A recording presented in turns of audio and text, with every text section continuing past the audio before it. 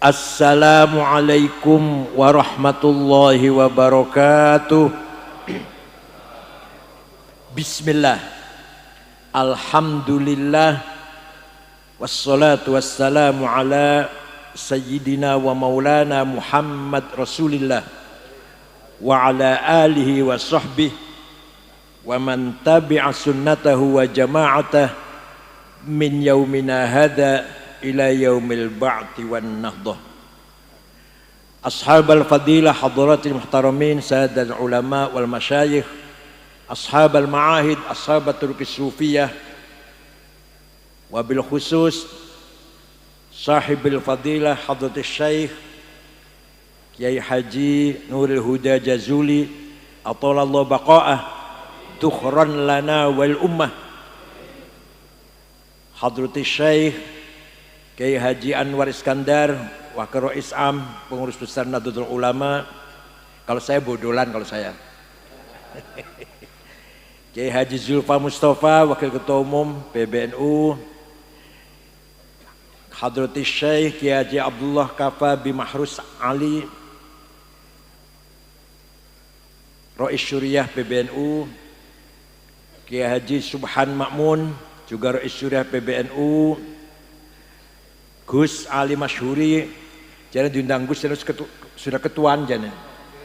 Ketuaan Kiai Ali Masyhuri, Sahibil Ma'had, Bumi Salawat, A'azzahullah bi'izzih. Sayyidil Habib Zain Baharun akramahullah.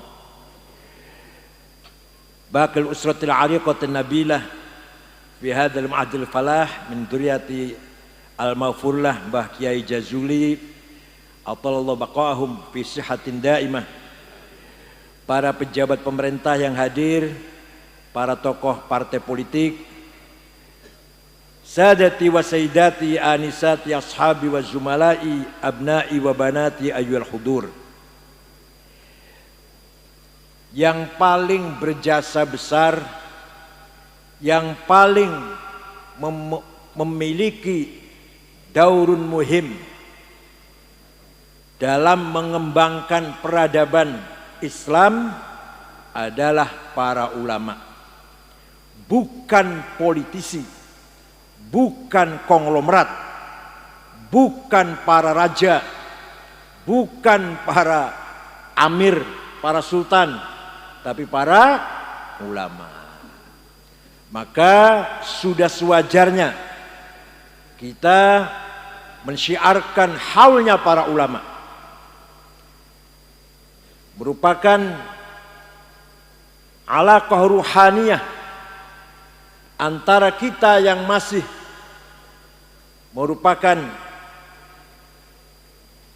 memiliki ruh juz'iyah dengan para ulama, para aulia yang sudah berada di ruh kulliyah. Kita ini ruhnya masih parsial.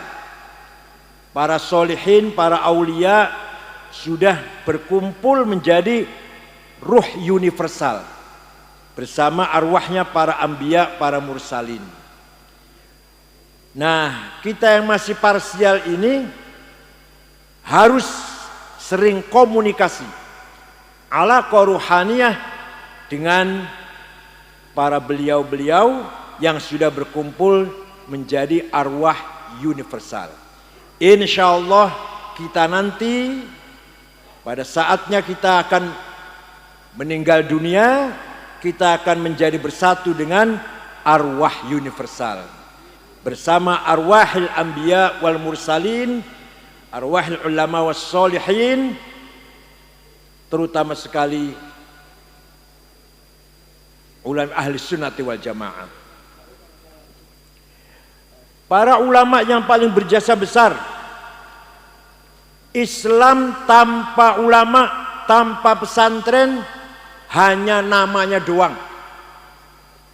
Islam tanpa ma'had, terutama ma'had Nahdlatul Ulama, hanya simbol saja. Hatta NU, Nyun Sewu Ki Anwar, hatta Nahdlatul Ulama, tanpa pesantren tidak ada artinya apa-apa. La ma'nalah. Nilai Nahdlatul Ulama adalah pesantren. Ruhnya Nahdlatul Ulama adalah pesantren. Tanpa pesantren, NU pun la ma'nalah. Umat Islam mayoritas 87% di Indonesia, kalau tanpa pesantren hanya nama, hanya legal formal, hanya legalitas saja, tanpa nilai, tanpa ruh, tanpa spirit, tanpa hakiki yang sebenarnya. Oleh karena itu, mari satu-satunya jalan untuk menjaga akidah dan akhlak anak cucu kita tidak ada lain dipesantrenkan. Percaya mboten? Nahnu al-an na'ishu fi 'asr al-'aulamah, 'asr al-kufri wal fusuqi wal 'isyan wal inhiraf wal inhilal. Kita sekarang hidup di era globalisasi, era revolusi 4.0. Ngerti orang informasi? Era digital, manfaatnya sangat besar. Dengan adanya Google, adanya YouTube, kita tidak butuh lagi perpustakaan menggunakan lemari-lemari. Kitab apa saja ada di Google. Tafsir, hadis, fikih, usul fikih, ilmu kalam, tarikh, nama-nama orang, nama-nama sahabat, nama-nama tabi'in, nama-nama ulama, wonten. Nama saya ada di Google itu. Manfaat betul itu. Manfaat. Quran, hadis, syair-syair, sejarah Kiku Cirebon, Sunan Gunung Jati, Kiku Sangkan, Prabu Kian Santang, wonten sedaya niku di Google. Tapi madorotnya juga, ya Allah, di YouTube itu ada film-film pendek. Yang gue ini pasti sering nonton ini. Yang isinya fujur,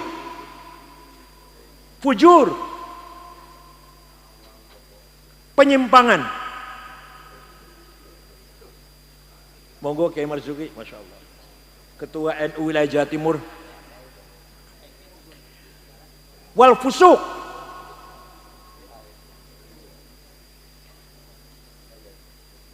ada iklan obat kuat. Buat nopo-nopo obat kuat boleh-boleh saja kan ya. Tapi gambarnya luar biasa. Ini sangat-sangat berpengaruh terhadap anak cucu kita. Maka tidak ada jalan lain kecuali anak kita dimasukkan ke pesantren. Dulu ada bayi namanya Musa, belum jadi nabi belum, Musa itu belum jadi nabi belum. Dilahirkan zamannya Fir'aun Ramses kedua, Ramses II, raja yang dolim. Ramses memerintahkan pada polisi tentara agar setiap bayi laki-laki yang dilahir dari Bani Israel yang dilahirkan pada minggu-minggu ini bunuh, karena dialah yang nanti yang akan menghancurkan kerajaan saya. Tentara Fir'aun bergerak, semua bayi laki-laki dari Bani Israel yang lahir pada minggu-minggu itu dibunuh tanpa ampun. Lah Musa dilahirkan pada minggu itu. Oleh ibunya ilham dari Allah, Musa dihanyutkan di sungai Nil. Allah yang ngatur. Ditemu oleh istrinya Fir'aun, namanya Asia, Siti Asia. Dibawa masuk ke istana Mas Fir'aun, Saya nemu bayi laki-laki ganteng, kita pelihara ya, kita kan nggak punya anak. Ya wis terserah, karepmu wis. Ringkas cerita, ini saya nggak akan dongeng panjang-panjang, tapi artinya apa? Hikmahnya dongeng ini. Musa sejak melek sampai tamyiz, sampai anak-anak, remaja, pemuda, hidup di tengah-tengah istana yang isinya maliun bil kufri wal fusuqi wal fujuri wal inhilal wal inhiraf wasul akhlaq. Musa ketularan boten? Boten. Coba nih panjenengan nyun sewu, nih panjenengan. Lahir ning jero omah sing isine kufur, fasik, maksiat, minum-minuman, zina, kira-kira ketularan boten panjenengan? Saya mau menjenengan loh. Nabi Musa tidak ketularan sedikit pun. Padahal di jero kerajaan yang isinya seperti itu. Kenapa? Karena dididik, ditarbiyah oleh mar'atun mu'minatun sholihatun mukhlisah. Dididik oleh seorang ibu yang ikhlas mendidik Musa, sehingga Nabi Musa sama sekali tidak terkooptasi dengan keadaan sekitarnya. Silahkan yang lain fasik, kafir, nakal, tapi Musa tidak ketularan. Nah demikian pula putra panjenengan kalau di pesantren. Mbah Kiai Jazuli ini bagaikan Siti Asiyah, Gus Kautsar itu bagaikan Siti Asiyah. Silahkan di luar tawuran, narkoba, geng motor, perkosaan. Di Kediri nggak ada ya? Di Jakarta ini cerita gini, Jakarta Surabaya ini. Silahkan kenakalan.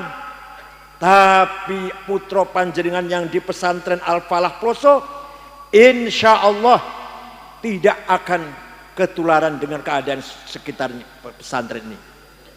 Bi barokati aidil ulama al-mubarakah al-mukhlisah, berkat pendidikan tarbiyah ruhaniyah dari Mbah Dah dan putra-putranya pun yang mendidik, yang mengelola, memanage pesantren Al-Falah ini. Insya Allah putra panjenengan selamat di dunia wal akhirah. Oleh karena itu pesantrennya juga harus disempurnakan, ditingkatkan. Bukan hanya ngaji mawon, ngaji penting, harus ngaji. Tapi juga harus dilengkapi dengan pendidikan umum, bahasa Inggris, ya, diajari pula matematik, syukur-syukur bahasa Mandarin, bahasa Cina. Itu penting sebab nanti yang akan datang ini dunia dikuasai oleh Cina ini, terutama ekonominya. Supaya anak-anak kita tidak lari dari pesantren dan tidak minder. Ini saya jamin putra panjenengan di pesantren tidak akan terkontaminasi oleh keadaan akhlak yang bejat di masa sekarang ini. Bapak sekalian, yang paling berjasa membangun agama Islam adalah para ulama. Dulu Al-Quran ditulis dengan tulisan Arab yang tidak sempurna. Titik mawon boten wonten. Ba, ta, sami. Jim, ha, kho, podo.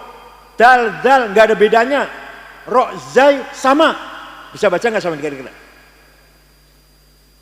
Sahabat bisa baca, sahabat. Tapi lama-kelamaan setelah generasi tabi'in, Islam berkembang keluar Arab, tidak bisa baca tulisan Arab yang tanpa ada bedanya satu sama lain. Maka yang berjasa besar menyempurnakan tulisan Arab adalah seorang ulama, namanya Imam Abul Aswad Ad-Du'ali. Siapa? Rodo angel jenenge ya, biasanya Toto Sukardi biasanya. Abul Aswad Du'ali tahun 59, wad'un nuqat 'alal huruf. Bikin titik siji ngisor ba, titik dua dhuwur ta, titik telu dhuwur ta. Abul Aswad Ad-Du'ali jasanya. Sampai yaumul qiyamah manfaat barokah Ganjarannya kaya apa iku Abdul Aswad Du'ali. Sehingga kita bisa baca tulisan Arab dengan gampang. Sudah ada titik, masih banyak orang gak bisa baca tulisan Arab, terutama Al-Quran. Maka ada seorang ulama yang berjasa besar menggagas harokat, syakal, fathah, dhammah, kasroh, fathaten, domaten, kasroten, tasdid, sukun. Siapa itu? Imam Khalil bin Ahmad Al-Farahidi. Siapa? Yang wafat tahun 174 Hijriah. Mulai terang, mulai gampang baca tulisan Arab, baca Quran. Masih banyak orang salah baca Quran. Orang Banyumas, ada orang Banyumas enggak? Sampai sekarang alhamdulillah ngalamin. Kalau panggil saya Kiai Sangit Ngakil, ya Allah awas. Sangit Ngakil. Itu artinya makhraj, keluarnya suara dari tenggorokan salah. Maka ada ulama berjasa besar menggagas ilmu tajwid tilawatil Quran, ilmu tajwid. Namanya Imam Abu Ubaid Qasim bin Salam yang wafat tahun 224 Hijriah. Baru ada istilah idhar, idgham, ikhfa, iqlab, qalqalah, mad lazim, mad jaiz. Siapa namanya? Alah, sulit wis. Berjasa besar betul Ibu. Sekarang Quran kita tinggal baca, sudah ada harokatnya, ada titiknya, ada tajwidnya, tinggal baca. Oleh karena itu umat Islam harus bisa baca Quran. Minimal paling tidak Al-Fatihah. Kalau nggak bisa sholat. Syukur-syukur tambah kulhu, falak, nas, alif, lam, mim, ayat kursi, lima samawat untuk tahlilan. Itu penting berkat itu.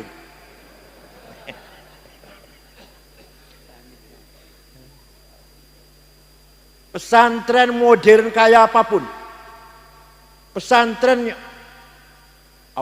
modern seperti apa, harus santrinya wajib belajar Al-Quran, hifdhan au nadharan, apal-apalan atau membaca mujawwadah. Omong kosong kalau orang tidak bisa baca Quran dengan benar, dia akan barokah manfaat.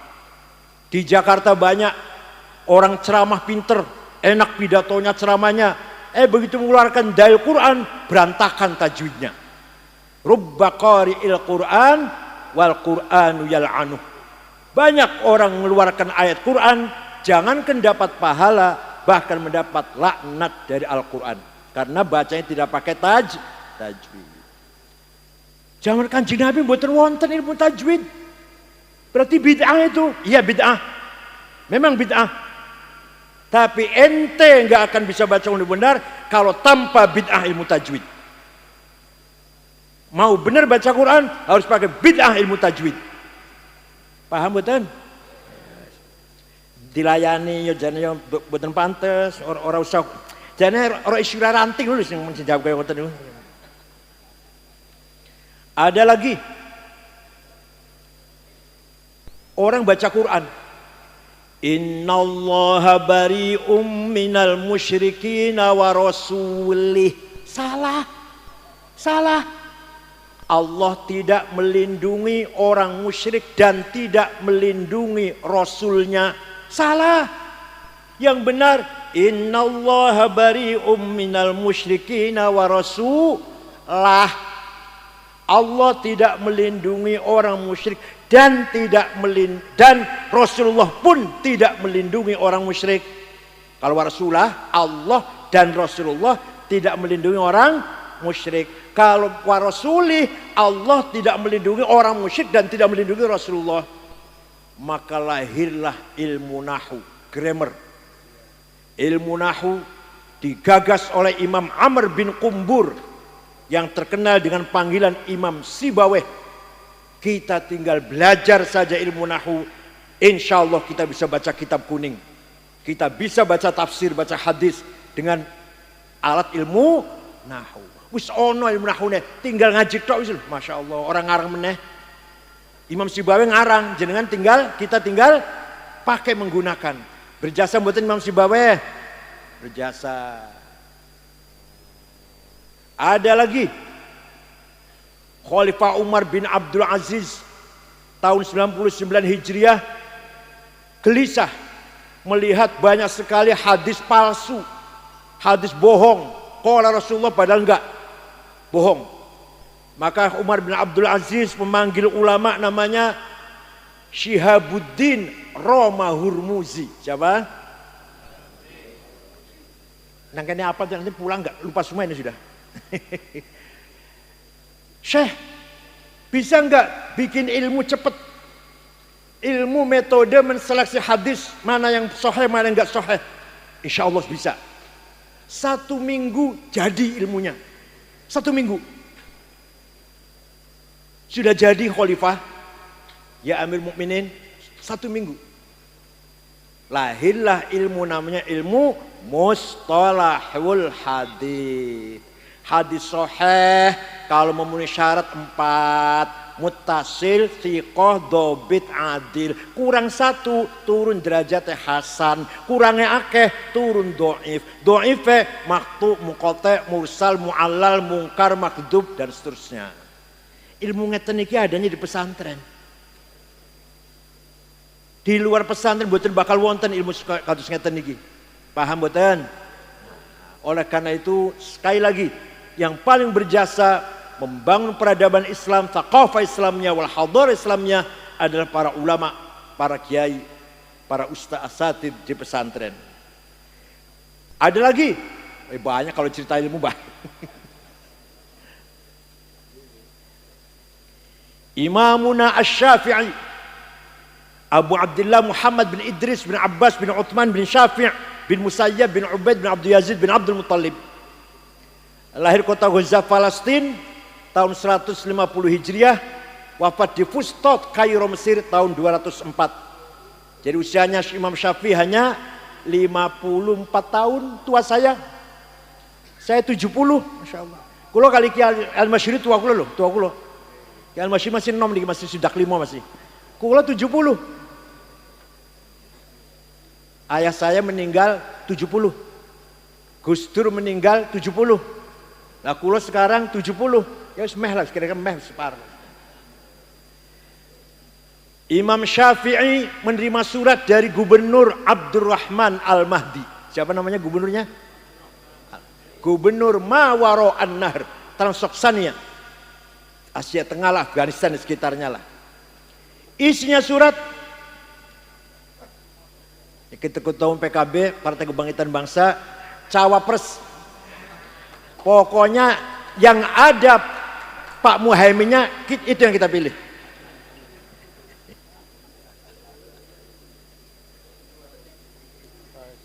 Pak Jazil Fawaid, Wakil Ketua MPR.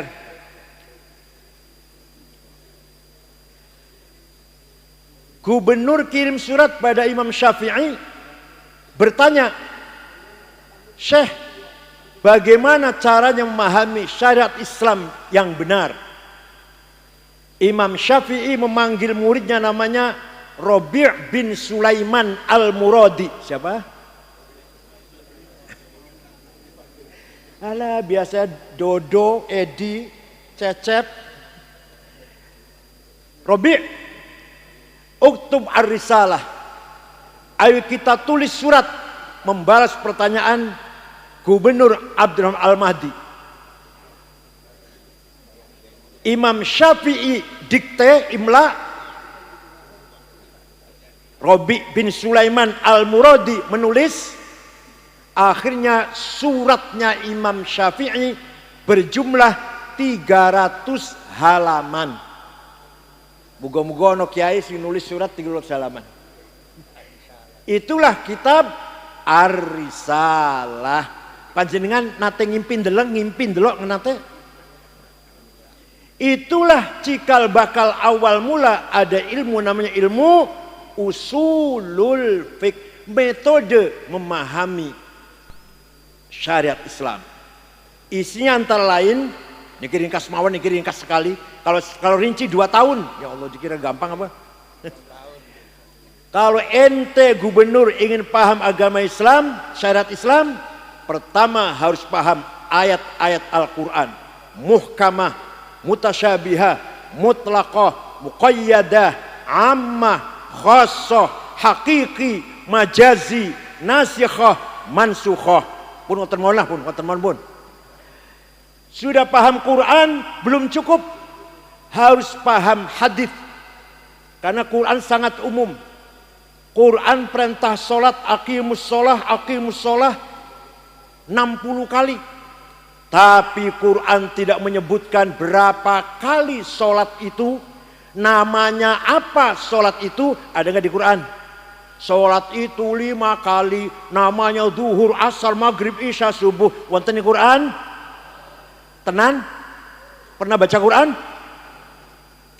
Malah paling falak, kulhu falak nas paling bacain. Al-Fatihah berkat.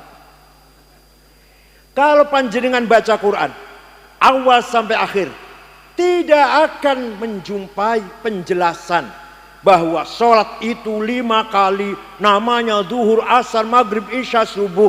Adanya penjelasan itu di hadis furidat alaikum khamsu maktubat ad-duhur wal asar wal maghrib wal isya wal fajr. Quran apa hadis? Quran apa hadis? Oh, hadis pun macam-macam. Ada hadis mutawatir, ma rawahu jam'un an jam'in la yuhtamalu fihi al-kidb wal khata'. Hadis yang tidak mungkin salah, tidak mungkin bohong. Namanya hadis apa? Mutawatir. Ada hadis masyhur, sangisore mutawatir terkenal. Ada hadis aziz, hadis yang baik, bernilai. Ada hadis ahad yang rawinya individual. Sudah ada Quran, sudah paham Quran, sudah paham hadis, belum cukup. Kata Imam Syafi'i dalam surat tadi, akal harus dipakai. Coba, akal harus akal ulama juga akal sampai akal kita lah ampas kelapa lah. Akal ulama harus dipakai.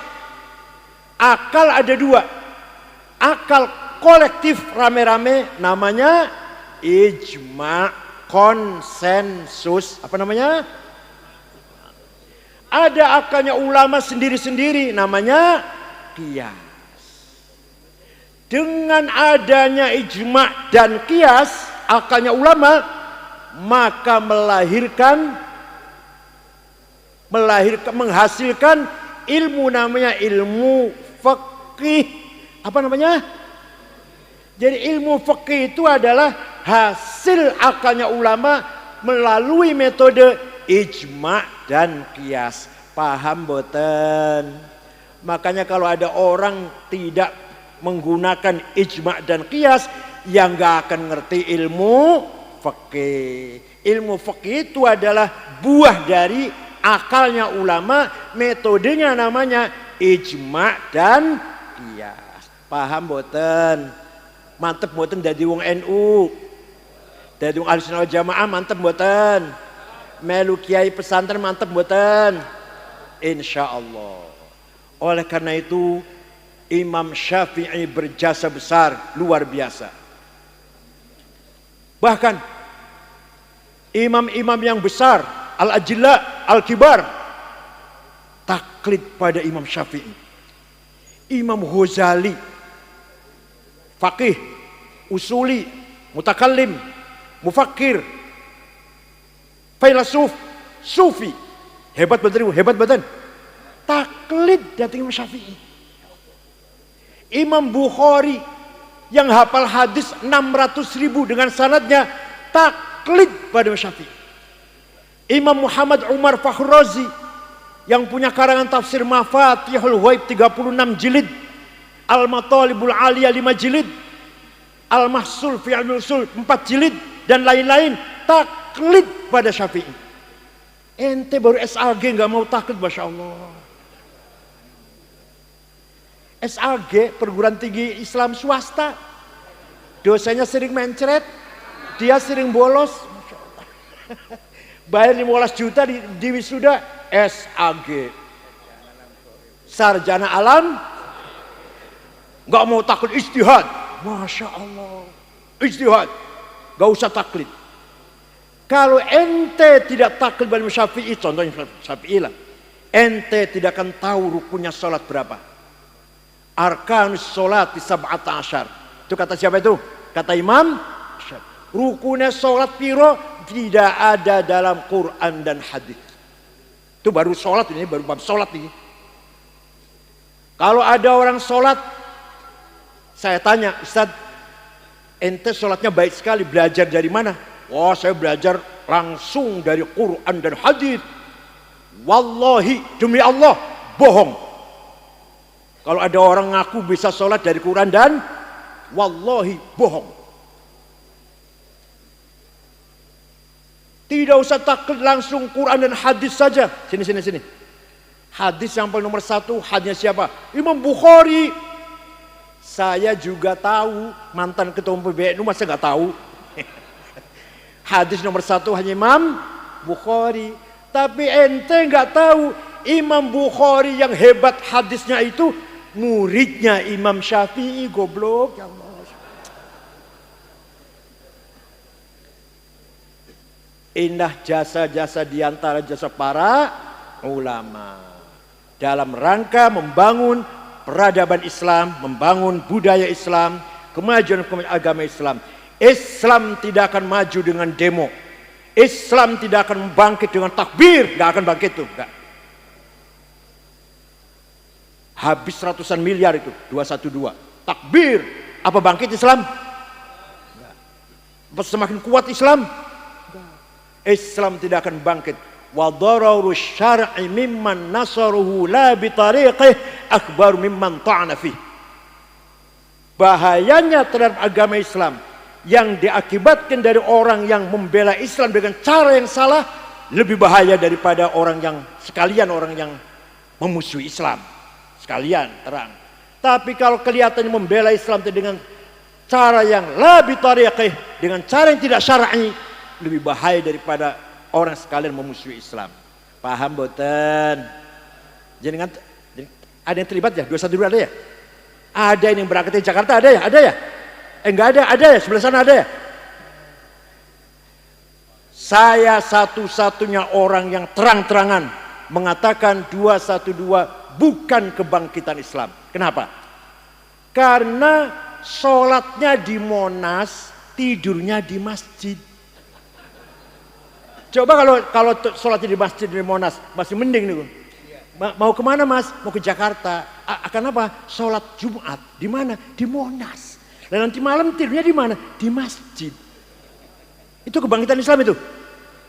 Nah, saya satu-satunya orang yang terang-terangan. Barangkali yang berpendapat dengan saya banyak. Tapi yang terang-terangan, bisorohah, mengatakan bukan kebangkitan Islam. Insya Allah hanya saya yang waktu itu mengatakan demikian. Nah, monggo. Islam kita dipelihara, santri semakin semangat belajar. Belum apa-apa kalau baru khatam Alfiyah. Saya dulu ngaji di Kiai Mahrus Ali, bapaknya Kiai Abdul Kafabi Mahrus. Saya ngaji Mughdil Labib, kitab nahwu yang lumayan sulit, karangan Ibnu Hisham Al-Ansari. Ba'da subuh, ba'da duhur, Uqudul Juman, Sulamul Munawarok, mantik dan balaghah. Ba'da asar, Ghayatul Wusul, lumayan angel, usul fiqh. Ba'da maghrib, Fathul Wahhab. Kalau Fathul Wahhab, Kiai Mahrus baca. Tapi kalau Mughnil Labib dan Ghayatul Wusul, saya yang baca, Kiai Mahrus mendengarkan toh. Enak, tipe enak lah. Kula sing baca dewe, Kiai Mahrus mendengarkan saja. Tapi kalau Fathul Wahhab, Uqudul Juman, Kiai Mahrus yang baca.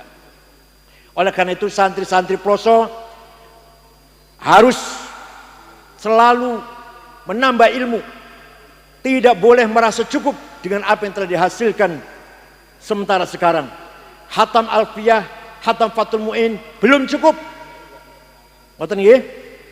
Untuk bekal kembali ke masyarakat belum cukup. Di era globalisasi ini akan terjadi, bahkan sudah terjadi, class civilization, benturan budaya. Panjenengan bangga dengan pesantren, anak panjenengan belum tentu. Kita semua bangga dengan Fathul Mu'in, cekelan Fathul Mu'in, Anak cucu kita belum tentu. Kita bangga salaman dengan kiai, barokah salaman karo kiai, anak cucu kita belum tentu. Ini namanya sedang terjadi benturan peradaban. Sira' bainal hadarat. Apa namanya? Benturan peradaban. Ini sudah diramalkan oleh seorang guru besar Harvard di Amerika, namanya Samuel Huntington. Tahun 1987 mengatakan yang akan datang akan terjadi perang peradaban, bukan perang politik, bukan penjajahan kayak zaman Belanda, zaman Jepang, tidak, tapi benturan peradaban, benturan cara berpikir. Bapaknya ahli ibadah, bapaknya pegang Fathul Mu'in, bapaknya ahli ngaji, cinta pesantren, anaknya tidak cinta pesantren, anti Fathul Mu'in misalkan, anti Fathul Wahab, na'udhu, namanya benturan peradaban namanya. Perang peradaban, perang cara berpikir. Apa itu Fathul Mu'in? Kuno itu, gak relevan, gak usah dibaca.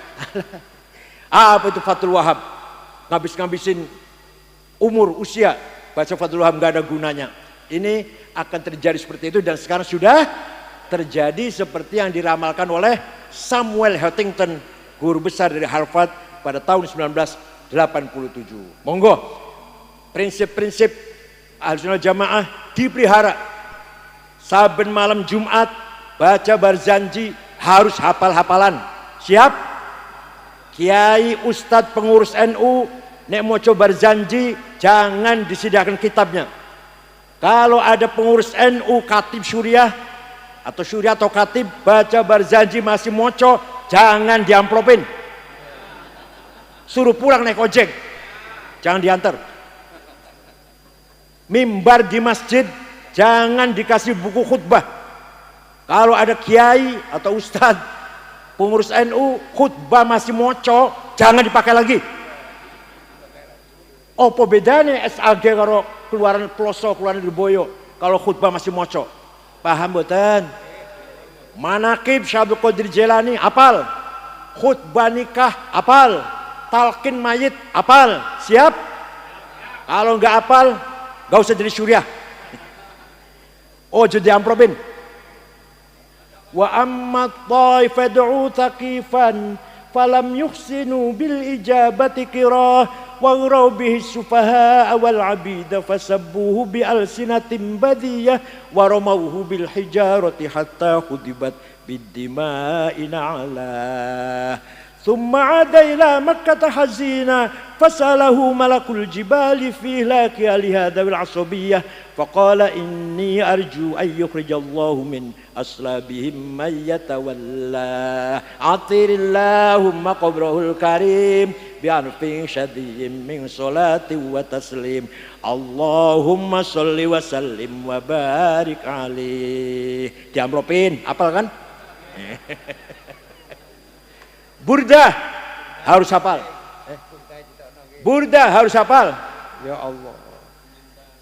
Syekh Muhammad Al-Busiri asli Maroko aslinya, tapi tinggal di Iskandariyah, murid dari Syekh Abdul Abbas Al-Mursi. Abdul Abbas Al-Mursi murid Syekh Abil Hasan Asyadili. Asyadili murid dari Syekh Abdul Salam bin Masyis. Abdul Salam bin Masyis murid dari Syuaib Abu Madyan Al-Ghauth yang kuburan di Wahran Al-Jazair.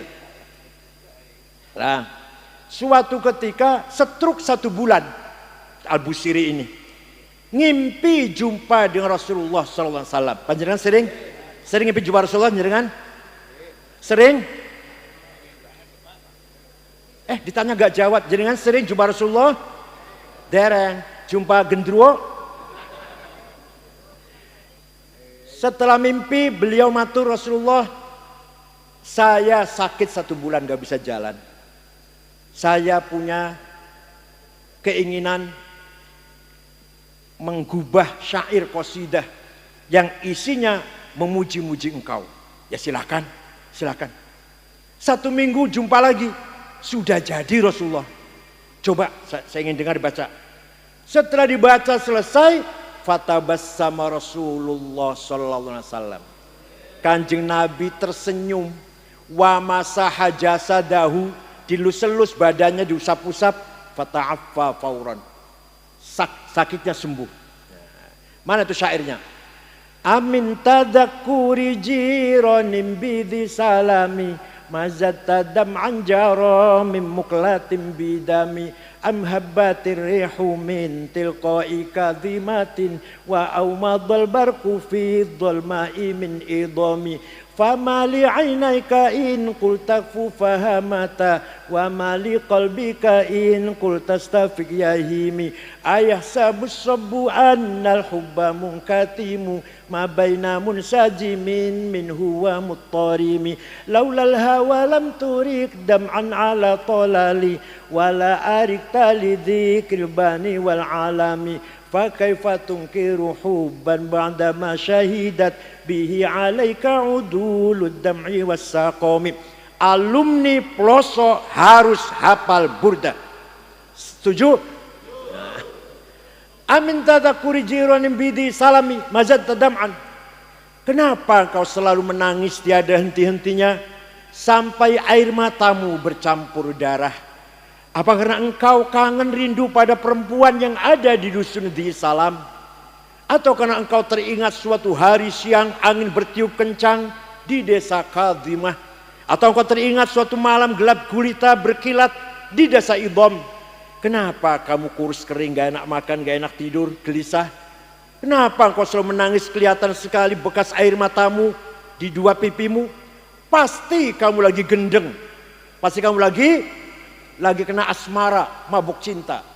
Jawabnya, na'am saro taifuman ahwafa arraqani wal hubbu ya'taridul ladzati bil alami ya laimi fil hawal udri ma'diratan minni ilaika walau ansafta lam talumi. Na'am, memang benar saya lagi gendeng, lagi mabuk cinta, tapi sampai rasa cintaku menjadi penyakit. Tapi kalau ente tahu siapa yang sedang ku cintai, ku rindukan, ku tangisi, pasti anda akan memaklumi. Siapa sih yang sedang kamu gendengi, yang sedang kamu rindukan sampai nangis bercampur darah?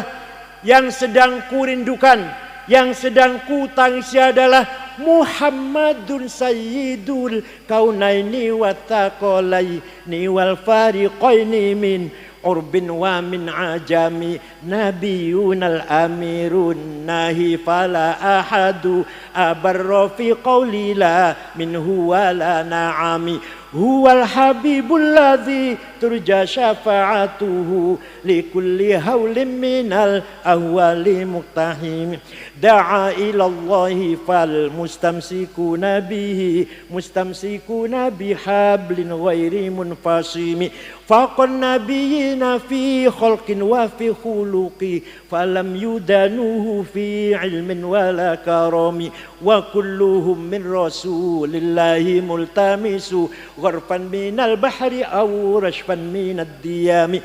Yang sedang kurindukan, yang sedang kutangisi, yang sedang kucintai adalah Sayyiduna Muhammad sallallahu alaihi wasallam, Sayyidul insi wal jin, Sayyidul alamil malakut, mulki alamil malakut, Sayyidud dunya wal akhirah. Dialah kekasih kita yang kita harapkan syafaatnya ketika kita mendapatkan problem kesulitan yang besar, yang sangat luar biasa. Ya akramal khalqi maliman aludhu bihi siwaka inda hululil hadithil amami. Wahai Rasulullah, semakhluk yang paling mulia, kami tidak memiliki siapa-siapa yang bisa kami andalkan kecuali engkau ya Rasulullah. Maka banyak dihafal. Insya Allah kalau hafal burdah, adem, ayem, tenang, orang geragas. Geragas yang gagas sih, hubbud dunya wa hubbul jah. Geragas hubbud dunya, geragas hubbul jah. Siap apa nggih? Monggo. Nah, Nabi Muhammad beliaulah yang siap memberi syafaat kepada kita semua. Percaya mboten? Yang percaya pasti akan mendapat syafaat Rasulullah, yang tidak percaya tidak akan dapat syafaat Rasulullah. Percaya mboten? Qara'na fid duha wala sawfa yu'ti fasarra qulubana dzakal ata'u hasyaka ya Rasulullah tarda wa fina man yu'adzabu aw yusa'u. Saya membaca surat Wadduha. Di sana ada ayat wala sawfa yu'tika rabbuka fatarda. Muhammad, jangan sedih, jangan susah. Apa yang kamu minta, saya berikan, kata Allah. Apa yang kamu minta, saya kasih. Nah, hasyaka Rasulullah tarda wa fina man yu'adzibu ayyusa'u. Dan Rasul enggak mungkin ridho. Rasul enggak mungkin rela kalau di antara umatnya ada yang disiksa. Maka Rasulullah akan minta kepada Allah semua umatnya yang percaya syafaat tadi loh, yang punya syafaat semua min ashabil jannah, min ahli jannah. Tidak mungkin Rasulullah akan membiarkan warga Nahdliyin, para santri disiksa atau masuk neraka. Tidak mungkin. Rasulullah tidak akan ridho itu. Hasyaka ya Rasulullah tarda wa fina man yu'adzabu aw yusa'u. Abu Lahab saja yang hanya sekali menghormati lahirnya Rasulullah, besok nih akhirat mlebu neraka karena dia kafir. Setiap hari Senin diangkat, Selasa jebloskan malih, sampai hari Ahad, sampai hari Minggu. Senin dintas, Selasa jebloskan lagi sampai hari Minggu. Senin dintas karena menghormati lahirnya Nabi Muhammad sallallahu alaihi wasallam. Suatu malam Abu Lahab melihat di rumahnya Aminah, Siti Aminah terang benderang. Ada apa itu? Maka Abu Lahab perintah budaknya namanya Thuwaibah. Coba Thuwaibah, lihat rumahnya Aminah ada apa sih kok terang banget, ono listriknya atau ono apa. Berangkat, pulang Thuwaibah kembali. Siti Aminah melahirkan bayi laki-laki. Itu sinar itu dari bayi itu, sinar itu. Fawulida sallallahu alaihi wasallam sajidan syakiran hamidan ka'annahul badru fi tamami sallallahu ala Muhammad sallallahu alaihi wasallam sallallahu ala Muhammad ya Rabbi sholli wa sallim. Oh gitu Thuwaibah. Sejak sekarang hari ini jam ini kamu Thuwaibah bebas, merdeka, bukan lagi budak. Sama dengan saya, kamu bukan budak. Saya gembira ponakan saya lahir. Abu Lahab itu pamannya Abu Lahab itu, pamannya Rasulullah. Saya gembira ponakan saya lahir laki-laki. Itu nanti di akhirat Abu Lahab setiap hari Senin dintas dari neraka. Masya Allah. Idza kana hadza kafiran ja'a dhammuhu bitabbat yadahu fil jahimi mukhallada ata annahu fi yaumil itsnaini daiman yukhaffafu anhu lis-sururi bi Ahmad fama dhannu bil 'abdil ladzi kana umruhu li Ahmad masruran wa mata muwahhida. Gak usah diterjemah ya. Walau anna amilna kulla yaumin li Ahmad maulidan qad kana wajib. Onta itu kalau diajak ke Jeddah, diajak ke Riyadh, males, didorong-dorong, dipentungin supaya jalan. Tapi kalau diajak ke Madinah, jalan sendiri banter. Ada apanya di sana? Nggak usah ditarik onta kalau menuju ke Madinah. Fada'jaz bazimami wala tasukha faqaidu syauqiha lil hayyijad.